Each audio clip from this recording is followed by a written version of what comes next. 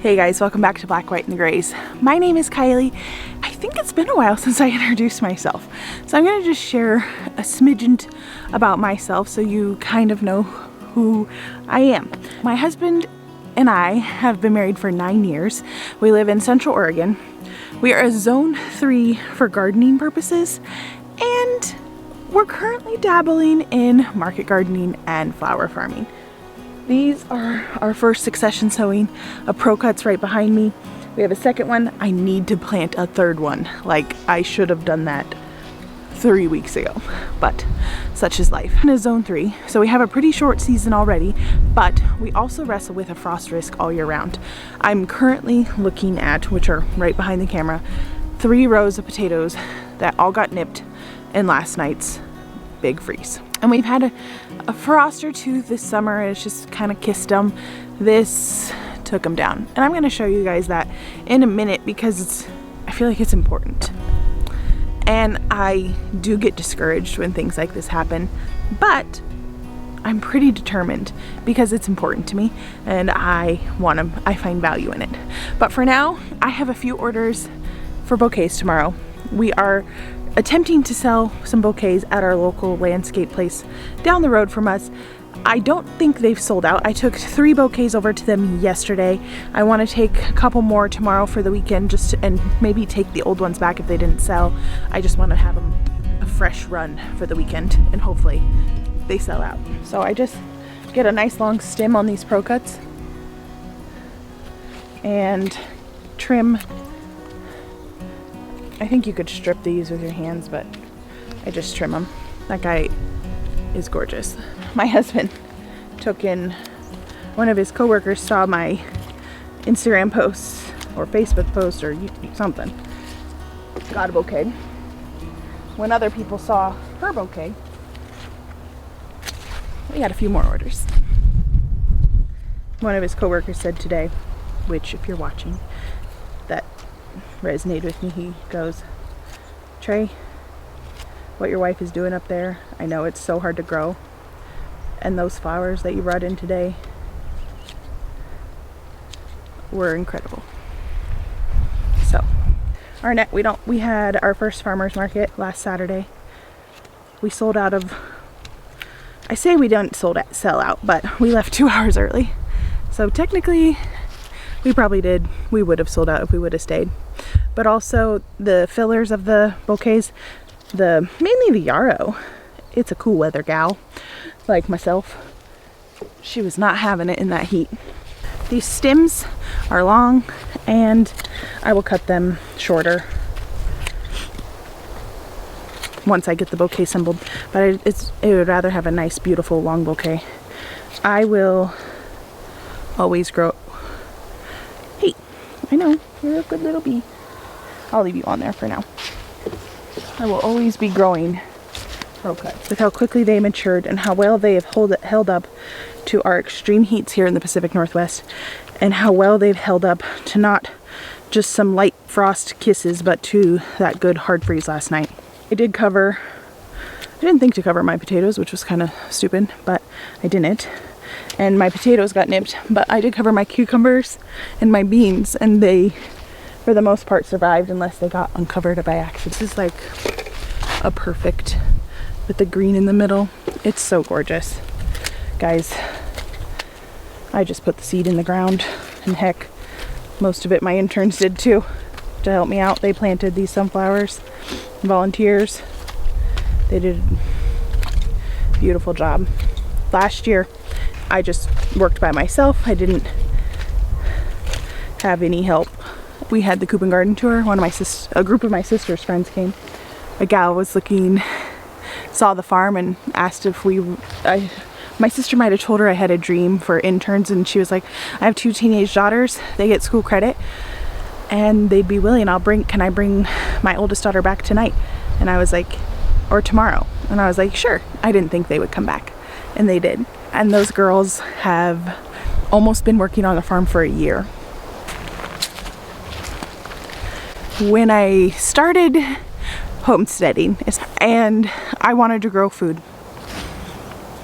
I started growing food and sunflowers in our small garden. I'll see if I can find a picture of my first year in that little garden. And it's relatively little. It's a 900 square foot garden. It's beautiful. It's my favorite place to be. It's wild right now. It's a little unkept, but she's wild. And she wasn't doing good. She was struggling really hardcore. And actually, if I'm being a little too transparent, but I don't know. I'm just feeling transparent tonight. I was feeling a little the same way in my faith. I am a Christian, and where I feel him the most is in the garden, and especially in that little garden, but even in this larger one this year. Last year it just felt like dreading work coming into this larger garden, but this year I'm growing a lot more food for my family, and it's been incredibly rewarding to make that a priority. Like, wasn't in the Word much, didn't really want to be. It was just dry and unprolific, unfruit. I felt like I wasn't bearing any fruit. My attitude was bad. A few weeks ago I watched this documentary, and I knew this, but I forgot, and plants love carbon monoxide. And I knew that my first year in that garden, which was 3 years ago, that I prayed and talked to the Lord so much out loud that those plants, I felt like they thrived. I knew that they thrived even more because of what was taking place in that garden. And this year, that garden was a representation of where I was spiritually and physically, kind of behind and lagging, and it was like a visual representation of how I was feeling. So I've always been one of those persons that, if I want to lose weight, let's just work on that. If I want to break a bad habit, let's just work on that. Not too many things at one time. If I want to work on my marriage, one thing at that. If I want to be a better parent, let's, like, zoning in on one thing. And the last few months I've just been like, forget it. Life is so short and so precious that why not go balls to the wall and just do it all? Just do it all.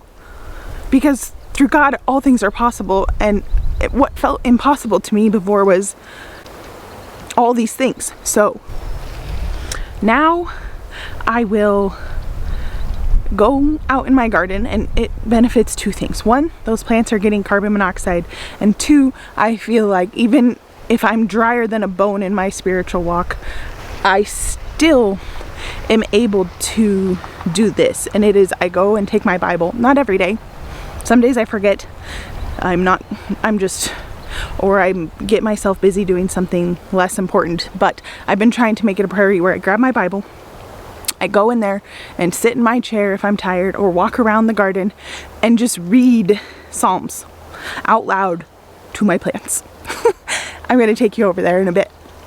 And I think it's doing something for me and that garden. The Lord used that garden it gave me a purpose. It gave me something to put my heart and soul in. It gave me something to reconnect with the Lord.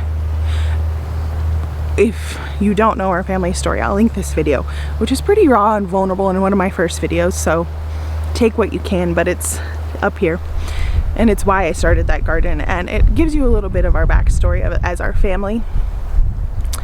We are a blended family in a sense where my husband and I were married, and we adopted 3 children out of foster care, all 3 sibling group, all at the same time. So that garden, if you watch that story, it came at a very, very important time in my life. Let's get some more sunflowers. I gotta take you down here.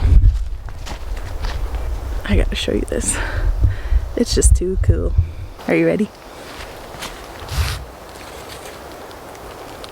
Do you love it?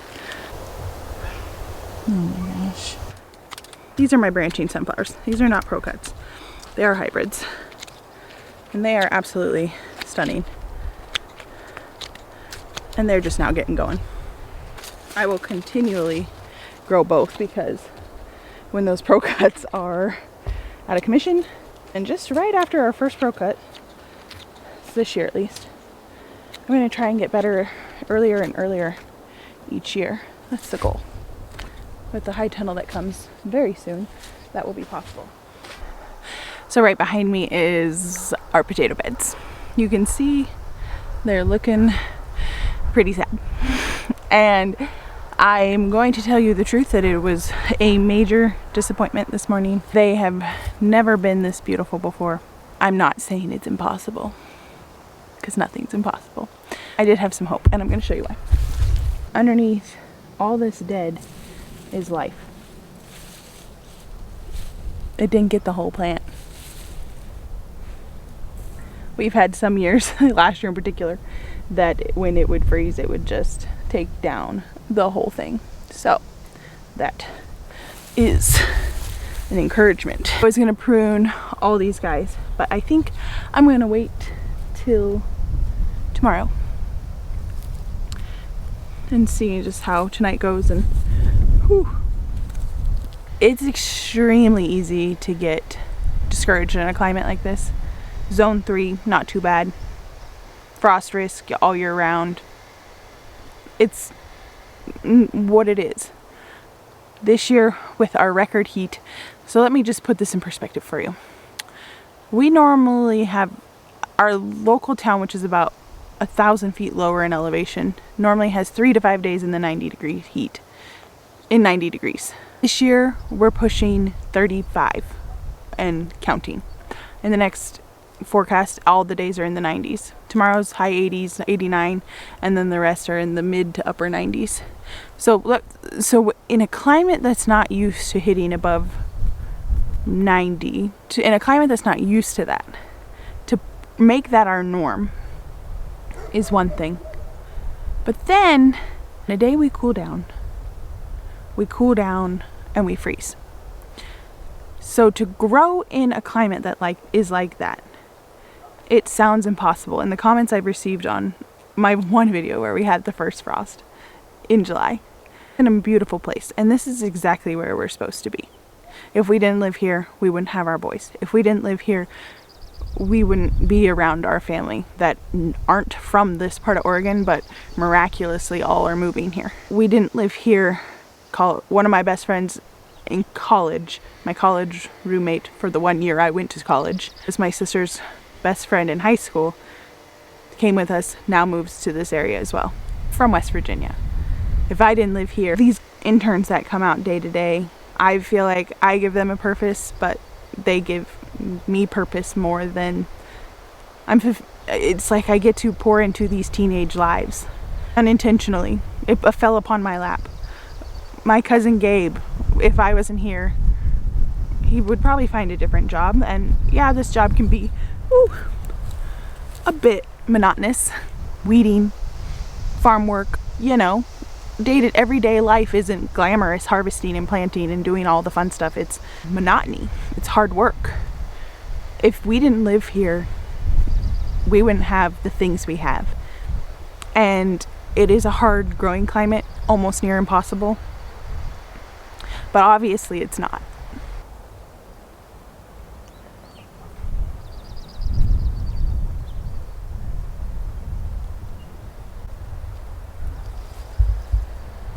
Look what can be done in the harshest of climates.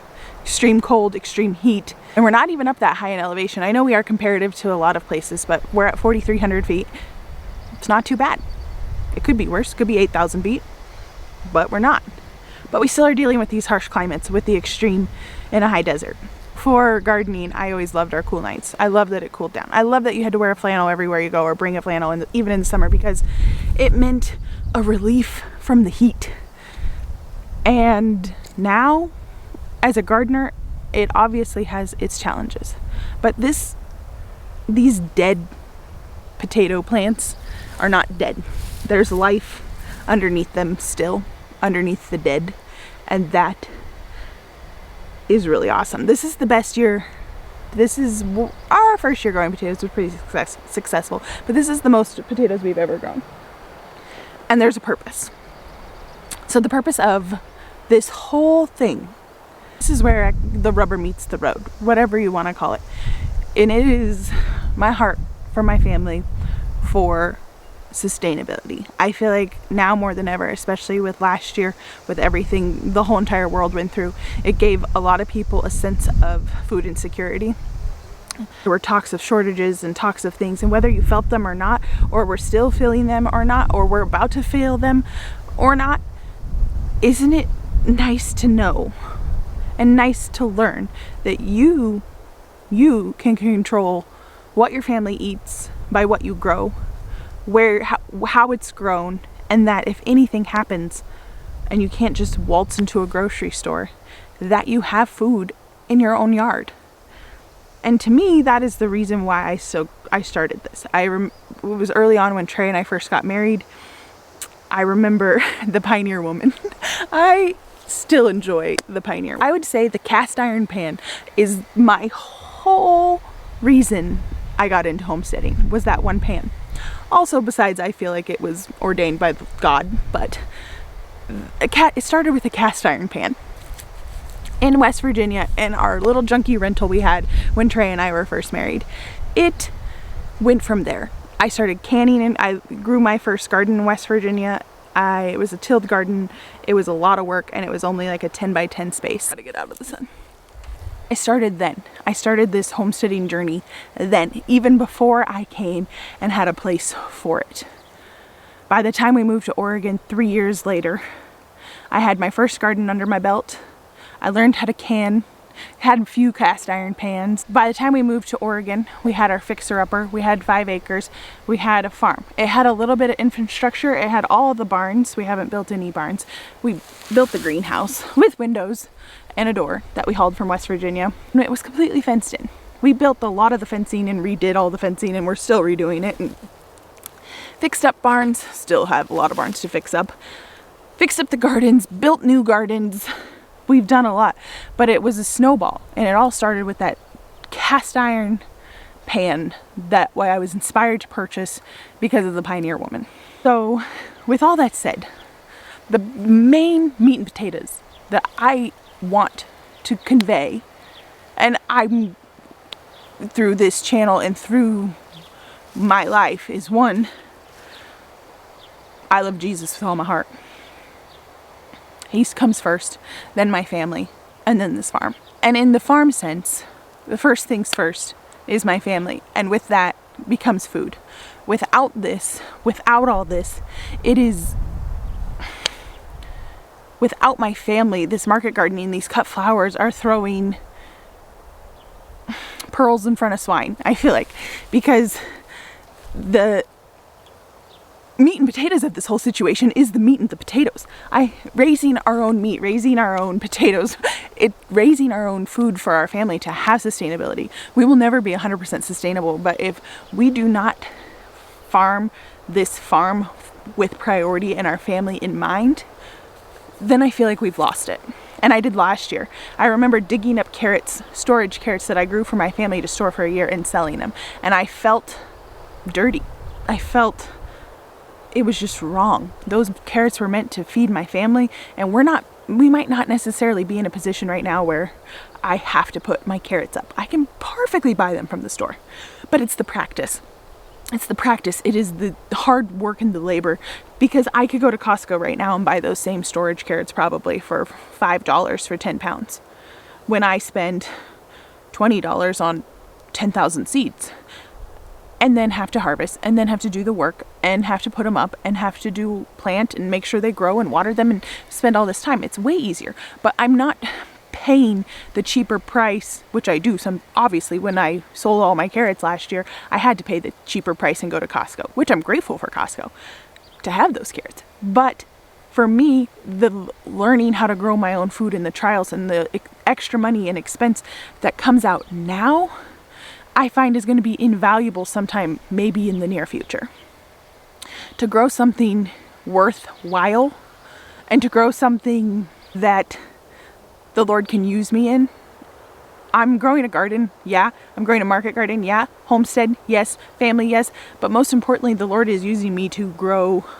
Like, He's showing me who He is through all of this growing.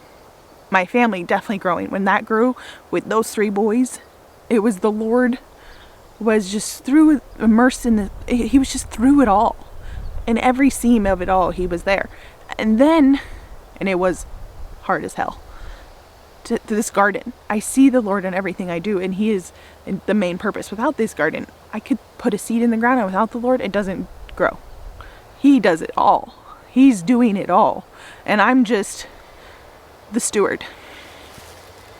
So I'm going to steward this land and steward these animals and steward this family to be the best it can be, because I feel like there's a greater purpose in it. I feel like growing these potatoes and the death of the tops of them, but new life comes from underneath. It's got a lot of meanings. It's got a lot. I'm getting a little garden deep on you, but this is me. This is who I am. And without my faith and without this, I would not be who I am. So this is just regardless of how many frosts we get, without how many things happen to us, heat, frost, short seasons, you name it, whatever's thrown at us, regardless of it, I am learning an extremely valuable lesson, and the Lord is showing me who He is through the process. With these dead potato tops, I'll probably trim them back in the next day or two. I just want to make sure if we get a frost tonight, dead parts should protect the really live parts. I got some straw right here that flashes on that you saw, that I can cover them up a little better. I find growing in a harsh climate is still valuable. Is still, I don't even know if any of this makes sense, but growing here is worth it. And I enjoy it. And my priority is this family. And above all else, the Lord. And I find extreme and immense and unmeasurable value in learning how to grow your own food. Mine started with a cast iron pan. It probably started before that. I've always wanted to live like a girl in the 1800s. But if I was a girl in the 1800s, which was my dream, and it actually was my dream still. I was pining over the 1800s the other day. And my husband made a comment. Well, Kylie, he wasn't being rude, but he said, Kylie, I know you long to be in the 1800s. But we wouldn't be married if we were.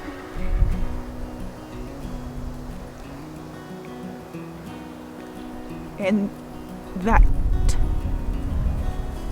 completely changed my attitude. No matter what crap this world throws at us, we were meant to live in the generation we're in.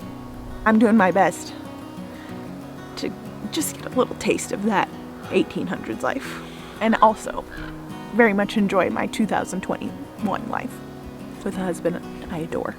There you have it. I hope you guys found a bit of value. If anything, this was just a super personal video that I'm even contemplating not posting. I hope you find immense value in growing your own food. It's worth it.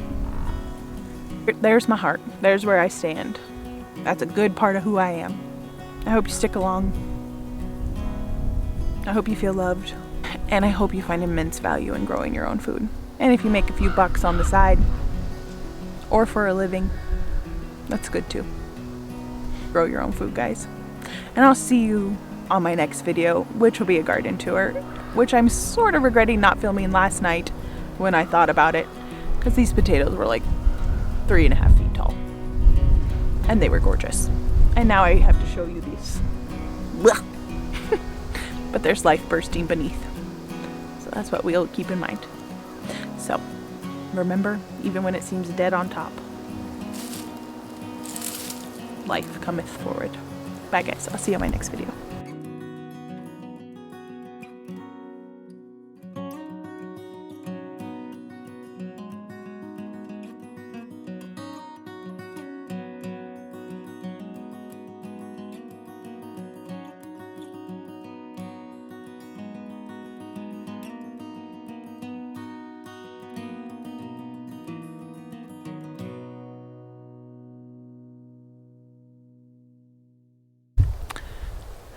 Now I'm gonna go make some bouquets. Probably take a hot bath. Maybe watch The Pioneer Woman. Why not? It's That's where it all started, apparently.